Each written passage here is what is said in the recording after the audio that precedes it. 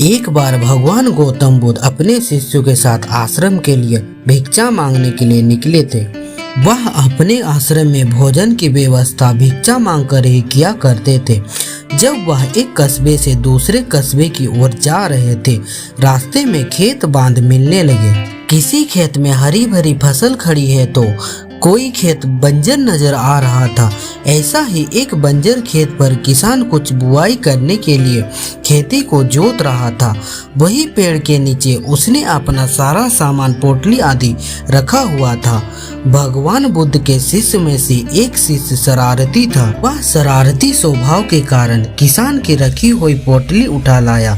भगवान बुद्ध को जब पता चला कि उसके शिष्य ने कुछ शरारती किया है तो बुद्ध ने शिष्य को समझाया, पुत्र, इस प्रकार तुम उस गरीब किसान की पोटली चुराकर उसे कष्ट दे रहे हो। यह कार्य तुम्हें शोभा नहीं देता। तुम उस किसान को दुखी करके अपने ईश्वर को दुखी करोगे। तुम्हें जो पैसे भिक्षा में मिले हैं उसे ले जाकर उसी स्थान पर पोटली सहित रख दो और फिर किसान का भाव देखो। शिष्य ने ऐसा ही किया।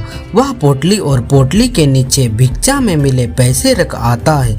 गरीब किसान काफी दिन से परेशान था। उसके घर में उसकी माता की तबीयत खराब थी और दवाई के लिए कुछ प्रबंध नहीं हो पा रहा था। जब किसान खेत का काम निपटा कर बैठा और उसने अपनी पोटली उठाकर देखी तो उसके नीचे कुछ पैसे थे।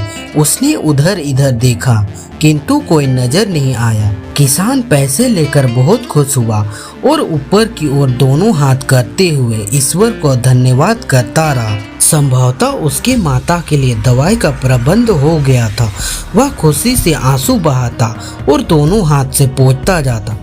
यह सभी दृश्य भगवान बुद्ध और उनके शिष्य छुपकर देख रहे थे। अतः इस कहानी से हमें यह सीख मिलती है कि किसी भी व्यक्ति को दुखी करने के बजाय खुश करने की कोशिश की जाए तो यह खुशी दुगनी हो जाती है।